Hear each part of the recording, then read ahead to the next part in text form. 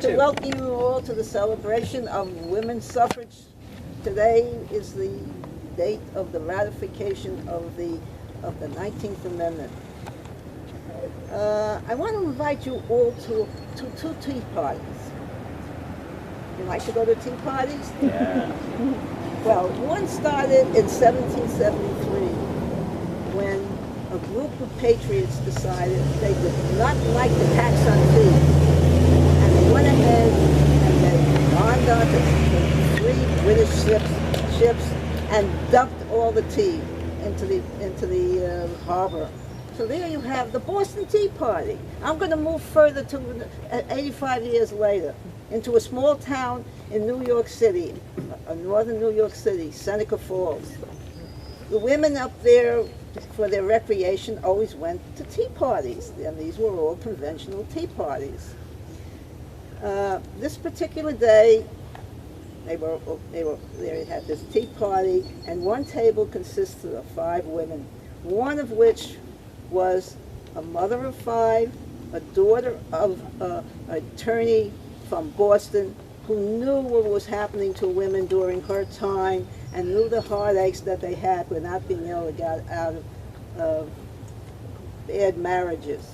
Just make believe that you are listening to these 5 women and you're going ahead and listening into their conversation for the day. What they were talking about is the plight of women in this generation. And what they decided to do was have a meeting to discuss this, and they went ahead and they rented the Wesleyan Chapel. They didn't know how many people were going to show up. They advertised it as a convention to have women's rights, and the place was mobbed. It was a 2-day conference. It was on July 19th to the 20th, and this was the first rights convention. From this convention, one of the things that came out was the Declaration of Sentiment, which you will hear read later on when I finish this. Catt, I'm sitting in front of Catt, so what am I saying? Stanton started to speak to the legislature of the state. She managed to get some rights passed, but it was going very slowly. Susan B. Anthony eventually went ahead and joined her, and what happened was a good partnership because Stanton wrote, and Susan B. Anthony went out to the neighborhood and spoke to everybody and tried to get them to vote, to pass the Votes for Women amendment. The visual amendment was called the Anthony Amendment because she's the one who actually wrote most of the words for the 19th Amendment. And then it went on and it went on and it went on and it went on. None of the women who really started this movement ever lived to vote, except Anthony. I don't know if you heard the story about Anthony. She goes into Rochester, she decides she is going to vote. And she makes such a fuss, they let her vote. And then they fined her $100. I think that fine is still on the books. I don't know if it's collectible anymore. I think it's an historic fixture there. But at any rate, nothing happened at that time. By the time they died, nobody had the right to vote. And Susan B. Anthony picked Carrie Chapman Catt as her successor. Carrie Lane, the daughter of a farmer in Ohio, one day watched her father and his hands get ready in their finest dress, and they were going into town to vote for the president. So what would a child ask her mother? Why aren't you going? And the mother said, I can't go. And then the second question came out, why? He says, I just can't vote. Nobody will let me. So that was the beginning of interest in the women's movement. It started when she was 10, and she kept going and going and going. I'm going to move forward. She did a lot of campaigning in the States and so forth and so on. and nothing was really happening. The first real big movement started when Woodrow Wilson was supposed to be inaugurated in Washington. He comes into the railroad station. Not a soul was there. You know that you think you have a president's going to be inaugurated. Don't you want to see the inauguration? Not a soul was there. Well, Alice Paul was another one of the suffragettes that were there. She organized a march. And 1,000 women marching up Pennsylvania Avenue. They were there to see the women vote and spit on it and hit them and do everything they can to disturb them. And the police did nothing. But the president didn't have any audience. It was just, and that was the start of the battle between both the women's rights group, the one headed by Paul and the one headed by Catt, to get Wilson to propose the 19th Amendment to Congress. Wilson was not interested. He out and out told Paul that this is not the time for women to vote, and sent her away. Well, that got her really angry, and then she sent her people out to picket. Meanwhile, Catt was going door to door up in Congress and trying to get Wilson to change his mind. And he always says, oh, yes, yes, yes, we'll do something. Oh, yes, yes, we'll do something. Did you ever hear that? Tomorrow. But tomorrow becomes today, and nobody does anything. So you have these pickets out there. Wilson, at the beginning, used to tip his hat to them and say hello and something. But eventually he got angry at them because they were hanging up signs saying, Kaiser Wilson. How could you want freedom for other countries? We're in the middle of World War I. Other countries, one half your population hasn't got any freedom. And he got really disturbed. Had them all arrested, thrown into jail for blocking the sidewalk, just like you're doing. Their treatment was horrible. They were force-fed, locked to the chained to the doors of their cells. Their food was rotten. And one day, what happened? One of the prisoners' husband, who was a newspaper man, came in to see. He had a right to see it, and his wife got a note passed to him. And what was happening in jail came out, and he was really forced to let them all go. What happened? Just the opposite of what he wanted. More and more women joined the fight for the right to vote. And in fact, some of the most richest women used to pawn their jewelry and everything, and money was put into the system. And then the movement started to go to New York. Now remember, New York was the place that started the women's revolution, and New York State did not have women having the right to vote. So the first thing that happened is Stanton's daughter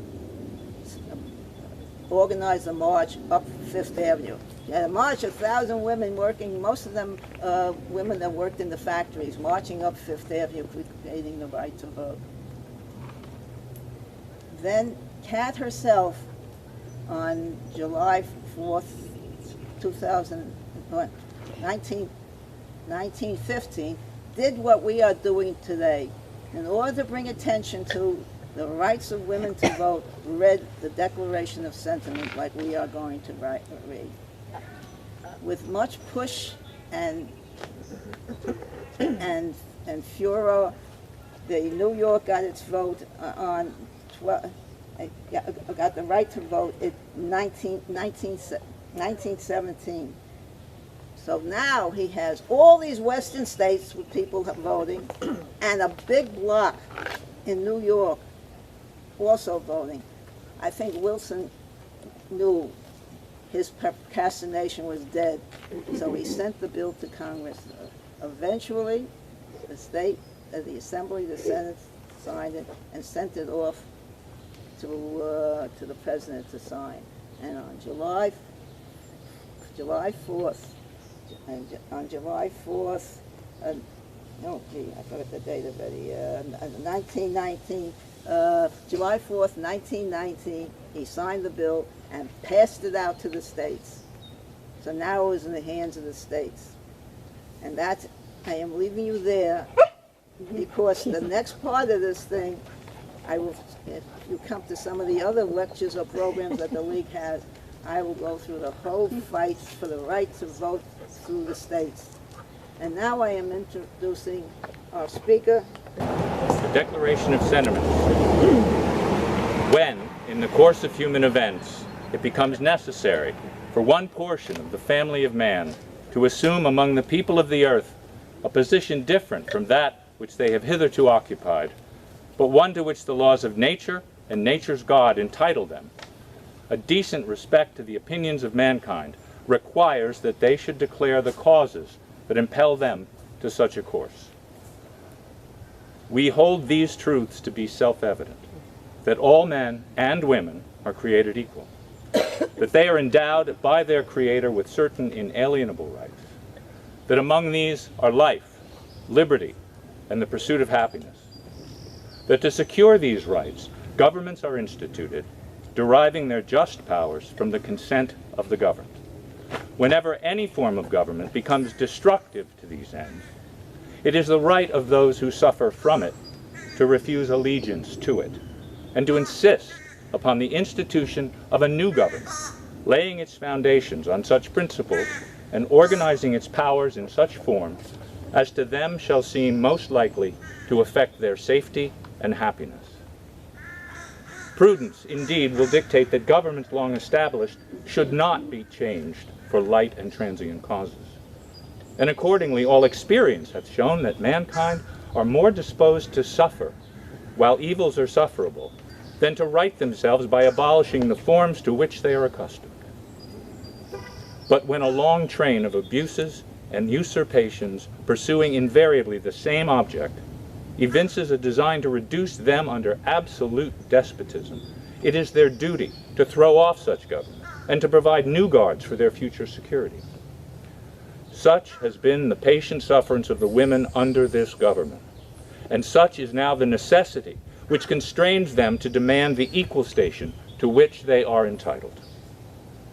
The history of mankind is a history of repeated injuries and usurpations on the part of man toward women, having in direct object the establishment of an absolute tyranny over her.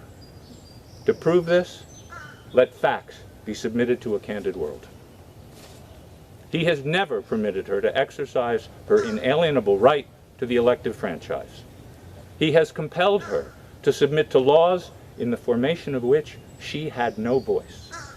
He has withheld from her rights which are given to the most ignorant and degraded men, both natives and foreigners. Having deprived her of this first right of a citizen, the elective franchise, thereby leaving her without representation in the halls of legislation, he has oppressed her on all sides. He has made her, if married in the eye of the law, civilly dead. He has taken from her all right in property, even to the wages she earns.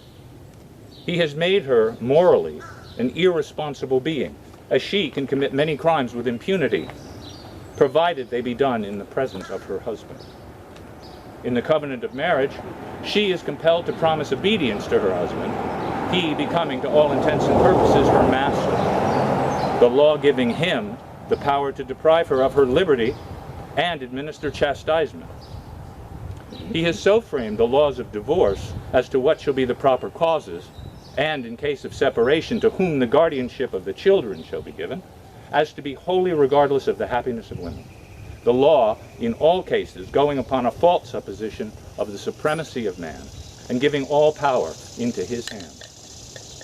After depriving her of all rights as a married woman, if single and the owner of property, he has taxed her to support a government which recognizes her only when her property can be made profitable to it. He has so monopolized nearly all the profitable employments, and from these she is permitted to follow, she receives but a scanty remuneration. He closes against her all the avenues to wealth and distinction which he considers most honorable to himself. As a teacher of theology, medicine, or law, she is not known. He has denied her the facilities for obtaining a thorough education, all colleges being closed against her. He allows her in church as well as state, but a subordinate position, claiming apostolic authority for her exclusion from the ministry and, with some exceptions, from any public participation in the affairs of the church. He has created a false public sentiment by giving to the world a different code of morals for men and women, by which moral delinquencies which exclude women from society are not only tolerated, but deemed of little account in man. He has usurped the prerogative of Jehovah himself, claiming it as his right to assign for her a sphere of action, when that belongs to her conscience and to her God.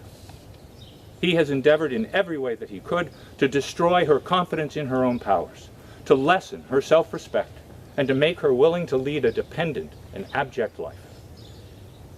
Now, in view of this entire disenfranchisement of one half of the people of this country, their social and religious degradation, in view of the unjust laws above mentioned, and because women do feel themselves aggrieved, oppressed, and fraudulently deprived of their most sacred rights, we insist that they have immediate admission to all the rights and privileges which belong to them as citizens of the United States.